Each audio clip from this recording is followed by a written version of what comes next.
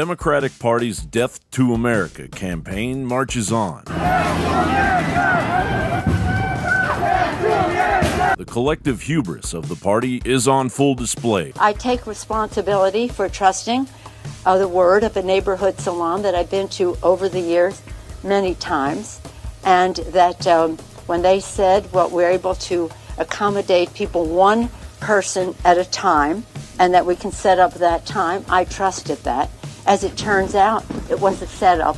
So I take responsibility for falling for a setup. And that's all I'm going to say. Here's the managerial elite's message, of which Speaker Pelosi is part, to the ordinary Americans. You're a bunch of morons. The owner of the salon where Pelosi committed her COVID-19 hypocrisy is now getting death threats. And the odds are good that Antifa and BLM will turn it into a smoking pile of rubble before the week's end. Oregon and its long history of Democratic corruption is leading the way, as Oregon Governor Kate Brown has resorted to asking police from nearby cities of Portland, Oregon to assist with controlling the Marxist madness, yet to no avail. The Clackamas County Sheriff's Office said they will not be sending their deputies in to help in Portland, and the sheriff there, Craig Roberts, really ripped into the way that things are being done here in Multnomah County. He said if you want to really stop these protests and the violence, you need to, number one, have the district attorney charge and follow through and prosecute the people that are committing the crimes. And number two, you have to have the judges stop releasing people with no bail. Inside the blue city of Portland, Mayor Ted Wheeler fiddles while his city burns, standing by the protesters even as they smoke him out of his home. And I'd appreciate that either the president support us or he stay the hell out of the way. We're seeing Portland intentionally not and willfully not police to the extent needed to stop the violence. While Democrat San Jose, California Mayor Sam Liccardo's house was hit by Antifa BLM useful idiots. Meanwhile, most Americans see right through the full war machine of the mainstream media, supporting the liberal Marxist agenda. I know that you and the president have blamed Antifa, a far-left group here in the United States, for stirring up the violence in some of these cities, and I know you've set up a task force at the Justice Department to look into this. If Antifa is really behind what we've seen, some of the looting, some of the burning, some of the violence, why haven't there been any major arrests made of Antifa? Well, there have been 300 arrests made across the country. Apparently, based on the evidence we've seen, there aren't many at all as far as Antifa directly related individuals. I've talked to every police chief in every city where there's been major violence, and they all have identified Antifa as the ramrod for the violence. They are flying around the country. We know people who are flying around the country. We know where they're going. We see some of the purchases they're making before the riots of weapons to use in those riots. So we are following it, and Antifa is deep. Is that illegal what they're doing? Crossing state lines to engage in rioting is.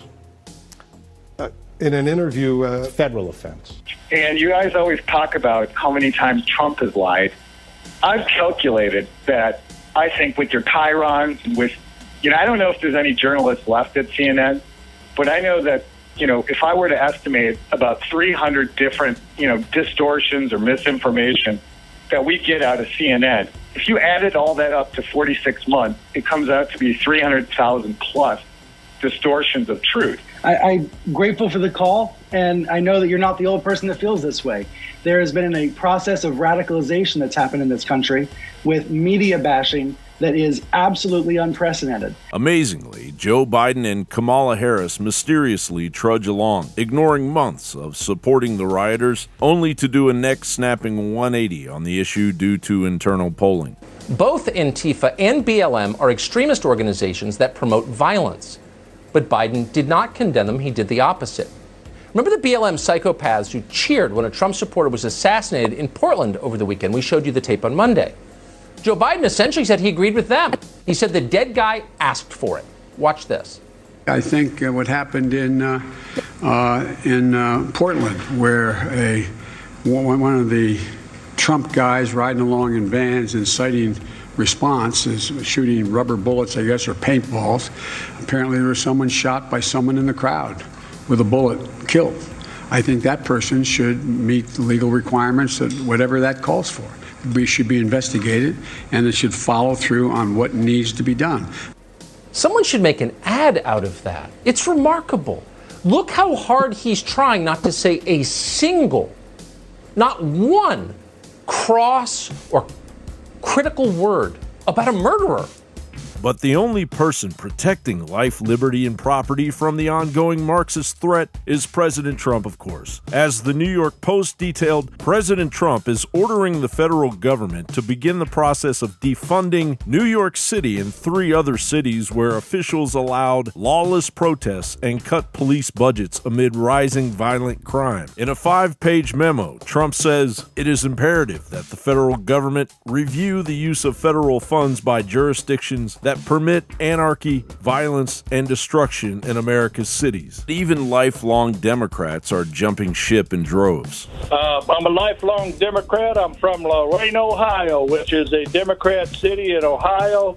And I just want to say, after watching the convention tonight on TV, on C-SPAN here, I am definitely changing my vote to Republican. What was it that convinced you about tonight? I was really touched by the number of times they used the word God.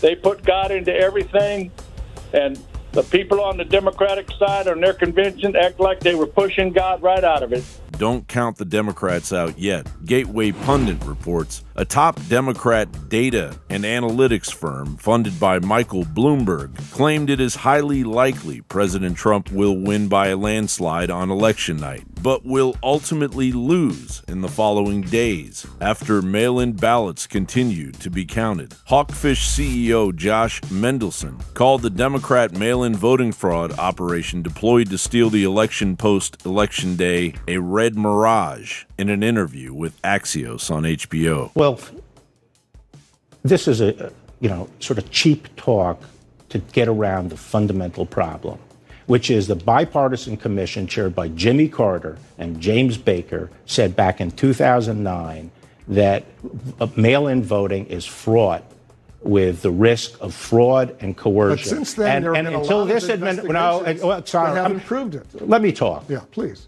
And since that time, there have been in the newspapers, in networks, academic studies saying it is open to fraud and coercion. The only time the narrative changed is after this administration came in.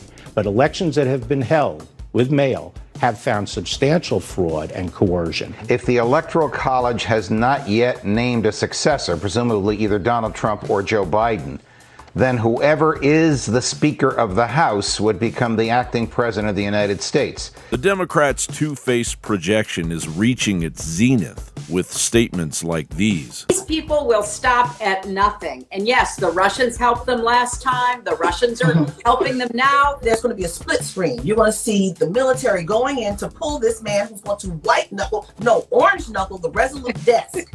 But did not try to get President could not just learn.